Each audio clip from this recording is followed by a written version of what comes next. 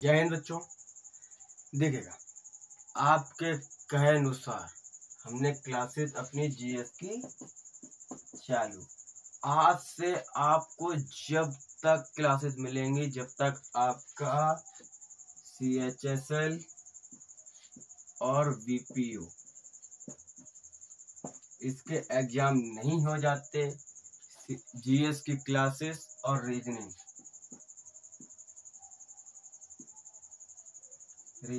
की दोनों क्लासेस आपको परमानेंट हम शुरू कर दिए।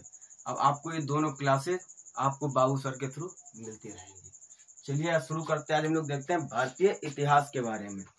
तो भारतीय इतिहास देखते हैं, ठीक है। सिंधु घाटी सभ्यता इसमें आती है, अपनी सिंधु घाटी की सभ्यता। उसके महत्वपूर्ण कुछ है तो हमने उसके कंटेंट छाटे बैठकर सारे कंटेंट निकाले कि कौन कौन से महत्वपूर्ण हो सकते हैं इतिहास के लिए, कौन से नहीं है। जो अक्सर पूछे गए वो हैं, जो अक्सर नहीं पूछे गए वो भी हैं, और जो अक्सर पूछे जाते हैं वो भी हैं। हम लोग तो सिर्फ आपको पढ़ा सकते हैं, ठीक है। याद करना आपकी जिम्मेदारी है, पढ़ना आपको है। बस जितना हम पढ़ा दें जीएस में उतना आप पढ़ते रहिए, ठीक है। अब भारतीय इतिहास में आते हैं सिंधु घाटी सभ्यता। सिंधु घाटी सभ्यता, ठीक है। सिंधु घाटी सभ्यता का पढ़ते हैं। सिंधु घाटी सभ्यता में आता है सिंधु सभ्यता संबंधित है सिंधु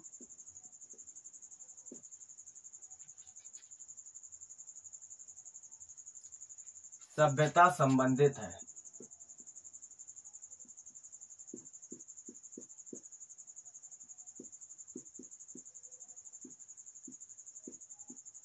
तो ये किससे हम लोगों बच्चों को संबंधित करती है?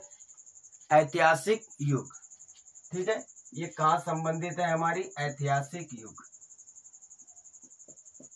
ऐतिहासिक युग ये 2022 में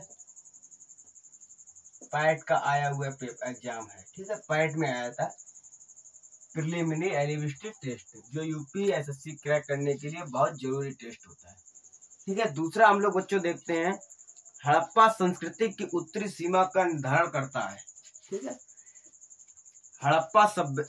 हड़प्पा संस्कृति की ये हमें थोड़ा कॉपी में अपने इसलिए देखना पड़ जाता है, हम आप लोगों को बता दें जिससे आप लोगों के मन में ये डाउट ना रहे कि सर आप अंदर को देख रहे हैं।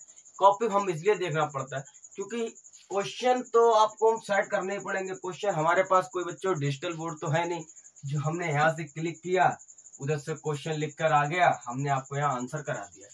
अब क्वेश्चन आंसर याद करना तो ठीक है, लेकिन क्वेश्चन तक बच्चों कहाँ से याद हो जाएंगे?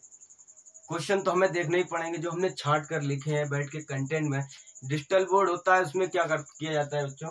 डिजिटल बोर्ड में क्या है, सभी कंटेंट बना के अपने सेव कर लिए, एक क्लिक किया इधर का, अगला क्वेश्चन लिख कर आ गया, पढ़ लिया और आंसर टिक कर दिया। इसमें हमको अपनी कॉपी में इसलिए देखना पड़ जाता है, हम आपको जो भी है हम आपको सीधा बताते हैं। क्वेश्चन हमारा काम है बच्चों, हमने बैठकर कंटेंट छांटे कौन कौन से महत्वपूर्ण है, क्या आपके लिए जरूरी है, हम उस विषय से लेकर आए हैं। हमारे पास हम आपको चाहे तो वीडियो स्किप कर दें, थोड़ा सा तो पोस्ट कर दें, फिर एडिट करके हम आपको चिपका दें। हाँ देखिए बच्चों, ये अलग क्वेश्चन लिख दें, फिर हम आपको आंसर बता दें। हमें कॉपी में इसलिए देखना पड़ जाता है कि जो क्वेश्चन हमने लिखे वो क्वेश्चन दूसरा क्या है, ठीक है। डाउट फ्री होगा ना? चलिए अब आगे बढ़ते हैं। हड़प्पा संस्कृति की उत्तरी सीमा का निर्धारण करता है। हड़प्पा संस्कृति की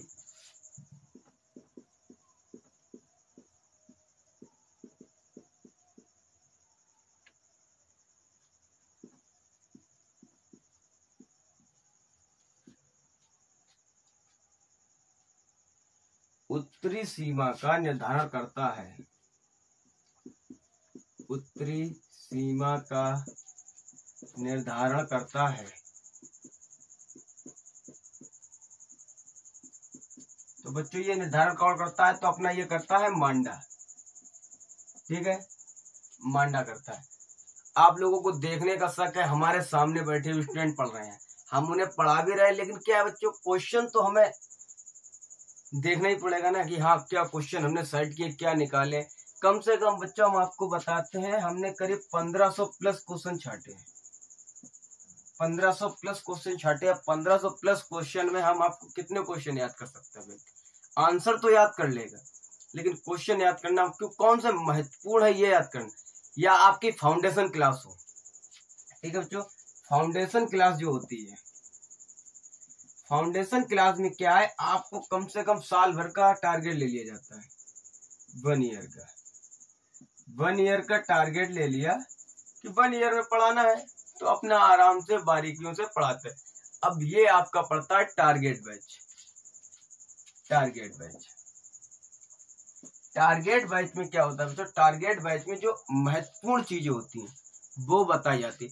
फाउंडेशन में क्या होता है, आपने कभी देखा है जब धान होता है, धान को पहले क्या होता है, उसमें धान होता है, चावल कैसे निकाला जाता है, धान लगभग किस टाइप का होता है, हाँ ऐसा ही लंबा मान लीजिए जैसे धान है। तो धान को पहले काटा जाएगा, फिर झोरा जाएगा, फिर उसकी कुटाई की जाएगी, तब उसको झोरा जाएगा, तब निकलता है, फिर चावल निकलते, फिर पॉलिश होती, तब जाके वो चावल के लायक होता है, तैयार हो पाता है। अब इसी तरीके से जो फाउंडेशन बैच चलते हैं, फाउंडेशन बैच होता है एक धान की तरह। धान को शुरुआत से सारी प्रक्रिया पूरी करनी पड़ जाती है, बीज डालना, पौधा उगना, पौधा को पकना, पौधों को पानी देना, जब तक लास्ट तक तो चावल नहीं आ जाते तब तक क्या होता है उसको, तो हम उसे लोग मान लीजिए फाउंडेशन कहते हैं। कि शुरुआत से लेकर उसे जड़ से जमीन से बीज डालने से लेकर पेड़ उगने तक का सफर जो होता है वो फाउंडेशन क्लास में दिया जाता है। और टारगेट बैच में क्या दिया जाता है, अब टारगेट बैच में क्या होता है, जैसे आप ऐसे मान लीजिए सुबह एक लौकी होती है, शाम को आपने एक लौकी देखी कितनी बड़ी है, शाम को एक इंजेक्शन लगाया और सुबह जे बड़ी हो गई खाने योग्य। यही इसे कहते हैं टारगेट बैच। इसे कहते हैं टारगेट बैच का मतलब आपको इसमें जो महत्वपूर्ण चीजें होती हैं, वेरी इंपॉर्टेंट जो चीजें होती हैं, वेरी इंपॉर्टेंट चीजों को आपके सामने हम ला सके। वेरी इंपॉर्टेंट चीज हम आपके सामने लाएंगे तो उसे हम लोग कहते हैं टारगेट बैच।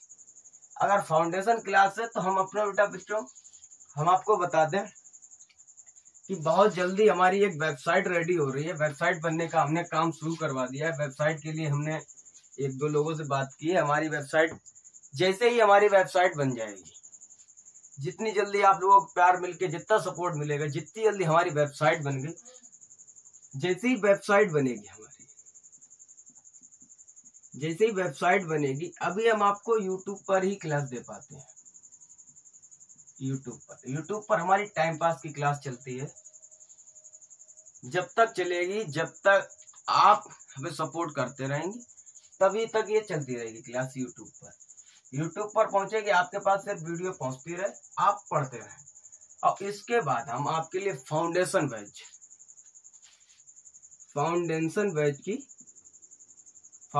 क्या है बच्चों, यूट्यूब पर नहीं हो पाता, उस हिसाब से फाउंडेशन यूट्यूब पर नहीं हो पाता। जैसे हमारी वेबसाइट रेडी होगी, आपको वेबसाइट पर लाइव क्लासेस मिल जाएगी, लाइव क्लासेस मिलेगी डायरेक्ट फाउंडेशन बैच के लिए। आप ऐसे समझिए, अगर कोई एग्जाम 2024 में आने को है, कोई एग्जाम 2024 में आएगा ना, 2024 में आएगा, हम उसकी तैयारी आपको 2024 के मान लीजिए अगस्त 2024 में कोई एग्जाम है तो हम आपके लिए इसे 2024 के जनवरी तक आपको हम उस एग्जाम के लिए रेडी कर देंगे कि हाँ अब आप जा सकते हैं। जनवरी से अगस्त के लिए आपके पास कितने महीने बचे, 7 मंथ। 7 महीने में सिर्फ हम आपको क्या कराएंगे, 7 महीने में आपको सिर्फ टारगेट बैच देंगे। फाउंडेशन में आप कहाँ तक, जनवरी तक तैयार हो जाएंगे। टारगेट बैच में वेरी इंपॉर्टेंट क्वेश्चन पढ़ते रहेंगे, वेरी इंपॉर्टेंट पढ़ते रहेंगे, उसमें वेरी इंपॉर्टेंट पढ़ते रहेंगे आप। उसके बाद जो आपका रिवीजन वर्क होगा, जो आपका जो रिवीजन वर्क होगा ना, रिवीजन वर्क, वो भी आपको 7 महीने में पूरा कंप्लीट करा देंगे। कोई होगा आपकी टक्कर लेने वाला? बस वेबसाइट बनने दीजिए अपने फर्रुखाबाद से भी। फर्रुखाबाद। फर्रुखाबाद में भी हमारी बहुत जल्दी ही एक, हम बस लगे हुए हैं बच्चों, हम आपको बताएं कि फर्रुखाबाद में मेरा एक सपना है कि यूपीएससी का बैच लॉन्च करें। यूपीएससी जैसी परीक्षाओं के लिए दिल्ली में आप लोगों को एडमिशन लेना पड़ता, दिल्ली जाएंगे तब पढ़ पाएंगे। दिल्ली जाने की झंझट हम खत्म कर देंगे। साल भर लगेगा ज्यादा से ज्यादा, साल भर के अंदर दिल्ली के टीचर बाबू आपका यहाँ बुला के लाएगा। हम यहाँ पर बुलवाएंगे, बस आप लोगों का सपोर्ट चाहिए। जितना सपोर्ट मिल जाएगा उतनी ही जल्दी हम यूपीएससी का बैच लाकर दिखाएंगे। और फर्रुखाबाद में भी एजुकेशन का सिस्टम बना के रहेंगे। फर्रुखाबाद में भी एजुकेशन बढ़ेगी। लोग आज दिल्ली को जानते हैं, कोटा को जानते हैं, पटना को जानते हैं, लेकिन फर्रुखाबाद को भी जानेंगे तो किस नाम जानेंगे? एजुकेशन। अगर एजुकेशन का नाम आएगा तो फर्रुखाबाद का नाम दोस्तों आना चाहिए। और फर्रुखाबाद तो एक छोटी चीज हो गई। इंडिया में एजुकेशन नाम से कोई भी बच्चा लंबित नहीं होना चाहिए कि वो उस चीज से वंचित ना रहे, एजुकेशन से किसी प्रकार की। अभी तो ये बच्चों कंपटीशन की क्लासेस हमारी हैं, बस सपोर्ट मिलता रहना तो हम फर्स्ट से लेकर इंटर तक की बच्चों की भी फीस का खर्चा स्वयं उठा के करवा देंगे।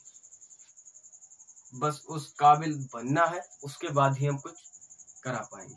चलिए ठीक है, ये तो बातें होती रहेंगी। अब तीसरे हम देखते हैं, ठीक है, तीसरा देखते हैं।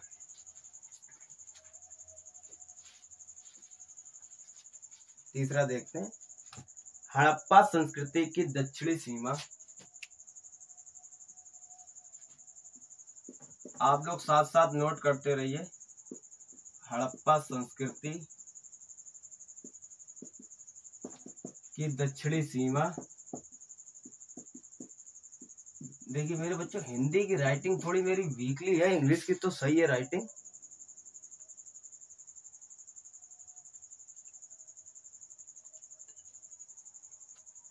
की सीमा का निर्धारण करता है।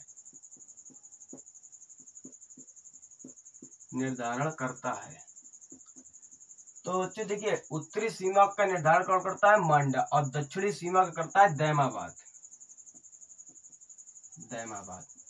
ठीक है, हड़प्पा संस्कृति की दक्षिणी सीमा का निर्धारण कौन करता है? तो दैमाबाद।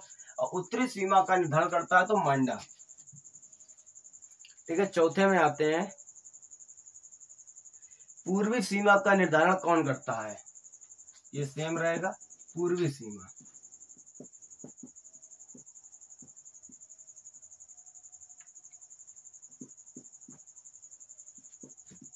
पूर्वी सीमा का निर्धारण करता है।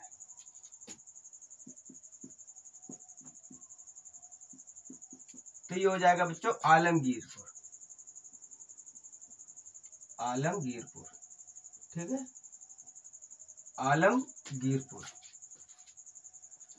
आलमगीरपुर हो गया। अब आते हैं हम लोग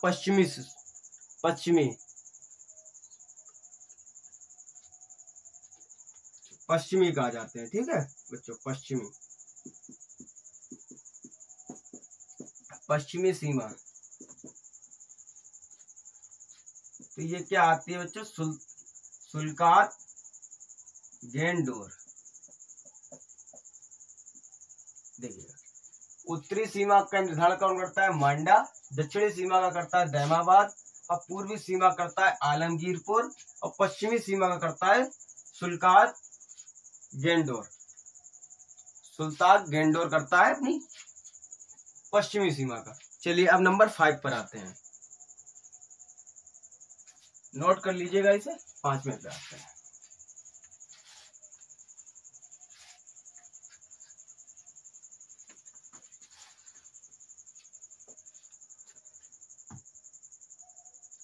सिंधु घाटी सभ्यता का वह स्थान। नंबर 5, सिंधु घाटी सभ्यता का वह स्थान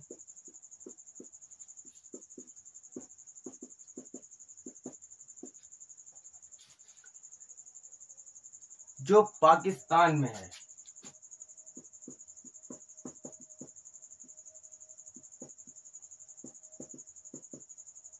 जो पाकिस्तान में है, तो कौन सा है हम लोग बताइएगा। सिंधु घाटी सभ्यता का वह स्थान जो इस समय प्रेजेंट टाइम में वर्तमान में कहाँ पर है, पाकिस्तान में, तो वो है हड़प्पा।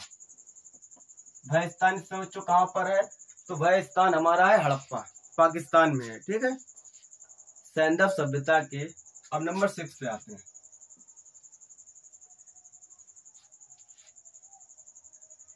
सैंधव सभ्यता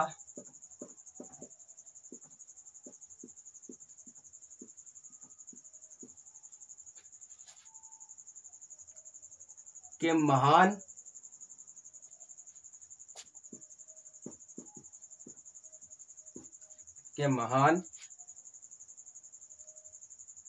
स्नानागार प्राप्त हुए हैं। स्नानागार प्राप्त हुए हैं। तो सैंधव सभ्यता के महान स्नानागार प्राप्त हुए हैं। कौन हुए हैं बच्चों, तो मोहनजोदड़ो।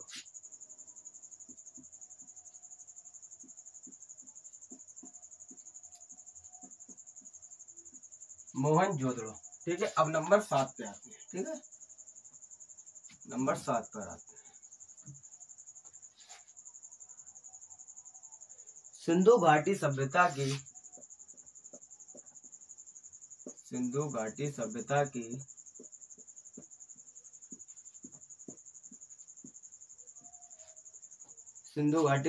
की विकसित अवस्था में वह स्थल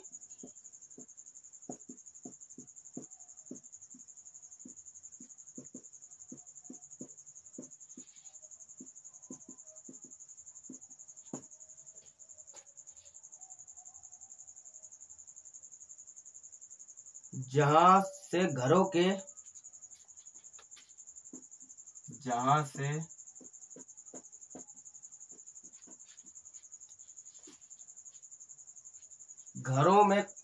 से घरों में कुओं के अवशेष मिले।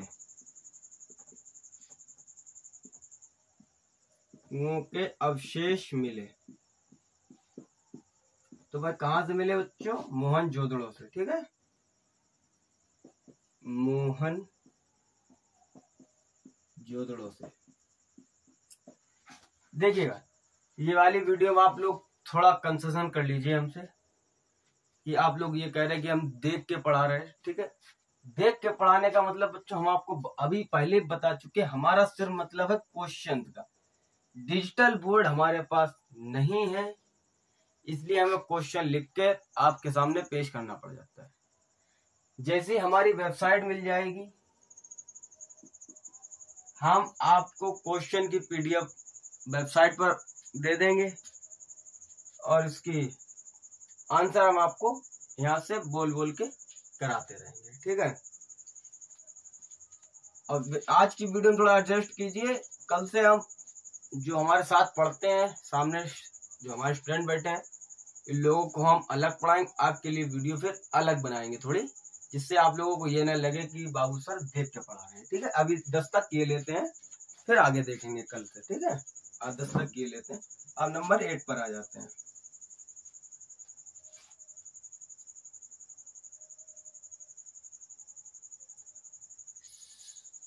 सिंधु घाटी सभ्यता का पतन नगर था। सिंधु घाटी सभ्यता का पतन नगर था। तो कौन सा था बच्चों, तो वो लोथल। ठीक है, तो वो कौन सा था हमारा, लोथल था। ठीक है, और नंबर 9 देखते हैं। नंबर 9 देखिएगा।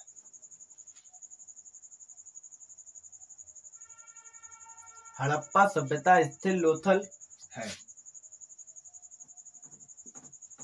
हड़प्पा सभ्यता स्थल लोथल स्थित है। ये कहाँ पर है बच्चों स्थित,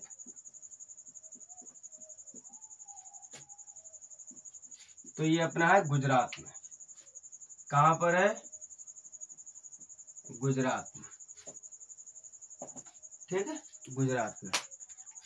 अब आते हैं 11वें नंबर पर। इसे आप लोग नोट करते रहिए। ना नोट कर पाए हो तो आप थोड़ा वीडियो बैक करके वहां पर जाकर नोट कर लीजिए पॉज करके। लेकिन बच्चों स्क्रीनशॉट मत लीजिएगा, हम आपको बता रहे हैं, स्क्रीनशॉट से आपके समझ में नहीं आएगा।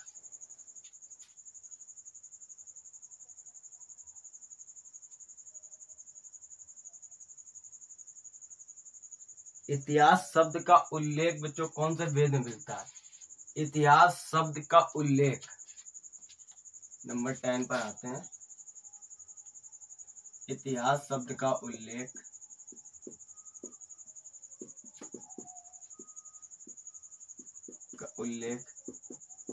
किस वेद में मिलता है? किस वेद में मिलता है? तो ये अपने बच्चों मिलता है अर्थवेद में। किसमें मिलता है? अर्थवेद में। ठीक है, ये हम लोगों का मिलता है अथर्ववेद होता है। ठीक है, अथर्ववेद में मिलता है। अथर्ववेद में मिलता है। इतिहास शब्द का उल्लेख किस वेद में मिलता है? अथर्ववेद में मिलता है। तो आप तक आज हमने भी ज्यादा नहीं 10 ही पढ़ पाए हैं। कल से कम एक वीडियो में कम से कम कितने भी हो तो 30 क्वेश्चन आप लोगों के क्लियर कराएंगे। 30 क्वेश्चन कम से कम आप लोगों के क्लियर कराए जाएंगे। फिर इसके बाद आप लोगों को रीजनिंग की भी वीडियो देनी है। जीएस क्लासेस चली रही हैं, रीजनिंग की भी देंगे, तो आप लोग रीजनिंग भी पढ़ते रहिए। तो मिलते हैं अगली वीडियो में। जय हिंद।